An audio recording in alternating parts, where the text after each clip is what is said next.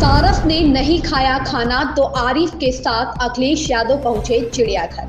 कानपुर में सपा प्रमुख अखिलेश यादव का दौरा, सरकार पर बोला हमला।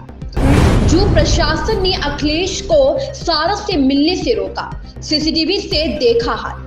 देखिए कानपुर में अखिलेश यादव के दौरे से जुड़ी पूरी खबर।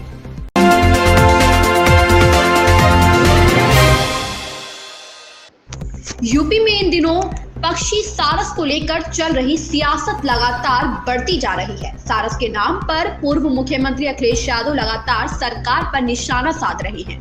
कानपुर में एक कार्यक्रम में शिरकत करने पहुंचे पूर्व मुख्यमंत्री अखिलेश यादव ने सारस का हालचाल लेने उसके दोस्त आरिफ के साथ कानपुर प्राणी उद्यान पहुंचे। इसी बीच मीडिया के कैमरों पर अखिलेश यादव ने सूबे के मुख्यमंत्री योगी आदित्यनाथ के लिए वह बात बोल दी जिसे नसीहत समझी जाए या चेतावनी। अखिलेश यादव ने मीडिया के सवाल का उत्तर देते हुए कहा कि यह कमाल की सरकार है, मैं जिससे मिलने जाता हूं उस पर कार्यवाही हो जाती है। ये कोई अच्छी परंपरा नहीं है। यदि आप गड्ढे खोद रहे हो तो यह समझ लो गड्ढे अपने लिए खोद रहे हो, और अगर आप जो आज बो रहे हो वह कल काटना भी पड़ेगा। दरअसल सूबे के पूर्व मुख्यमंत्री एवं समाजवादी पार्टी के राष्ट्रीय अध्यक्ष अखिलेश यादव कानपुर में एक कार्यक्रम में शिरकत करने पहुंचे थे। इसके बाद अखिलेश यादव कानपुर के जू में सारस को देखने के लिए गए हुए थे, लेकिन क्वारंटाइन किए जाने के कारण सारस से अखिलेश यादव मिल न सके। जू प्रशासन ने सीसीटीवी के माध्यम से लाइव प्रसारण कर अखिलेश यादव को सारस दिखाया। उसके बाद प्राणी उद्यान में पूर्व मुख्यमंत्री ने बाघ और चीते के बाड़े को देखा, साथ ही गेंडे को अपने हाथ से भोजन भी कराया। इस दौरान उन्होंने मीडिया से बात करते हुए कहा कि यह कमाल की सरकार है, मैं जिससे मिलने जाता हूं उस पर कार्यवाही हो जाती है। पहले मैं इरफान सोलंकी से मिलने आया था तो उसके घर से दूर महाराजगंज भेज दिया गया, फिर मैं सारस से मिला तो उसे कानपुर चिड़ियाघर भेज दिया गया। यह कोई अच्छी परंपरा नहीं है। यदि आप गड्ढे खोद रहे हो तो यह समझ लो गड्ढे अपने लिए खोद रहे हो, और अगर आप जो आज बो रहे हो वह कल काटना ही पड़ेगा। वहीं उन्होंने आगे कहा कि 2024 के लोकसभा चुनाव में क्षेत्रीय दल बीजेपी का सफाया करने का काम करेगी। जिन लोगों से अभी गठबंधन है उन्हीं के साथ 2024 में सपा चुनाव लड़ेगी। उसका नेचुरल हैबिटेट है, उसमें उसको छोड़ें। और जो मुकदमे लगे हैं, जब सारस आपके पास आ गया, सीसीटीवी पे आप देख रहे हो, हमें भी दिखा दिया, तो अब आरिफ पे जुर्माना और कानून की धाराएं क्यों? अगर आरिफ पे कोई कानून बनता है कि जिसके खिलाफ, जिसके तहत कार्रवाई कर रहे हैं, तो आप पिंजड़े में बंद कर रहे हो, उसके लिए भी कार्रवाई कर सकते हैं, उसका भी कानून है। अगर कानून आरिफ के लिए था तो कानून उसके लिए भी है कि आपने कैद कैसे कर दिया। तो इसलिए कानून अगर ये कहता है तो कानून को पालन होना चाहिए। आपने हालात देखे?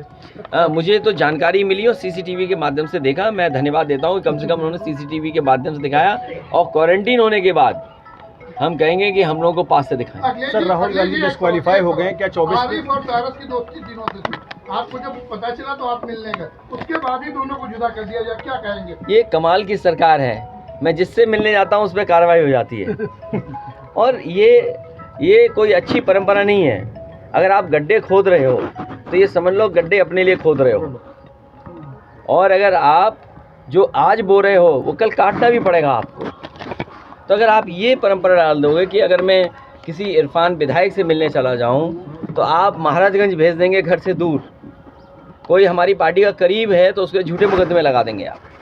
आरिफ जो सारस की सेवा कर रहा था, मैं जानना चाहता हूं जब उसको मदद की ज़रूरत थी तो ये कहाँ थे?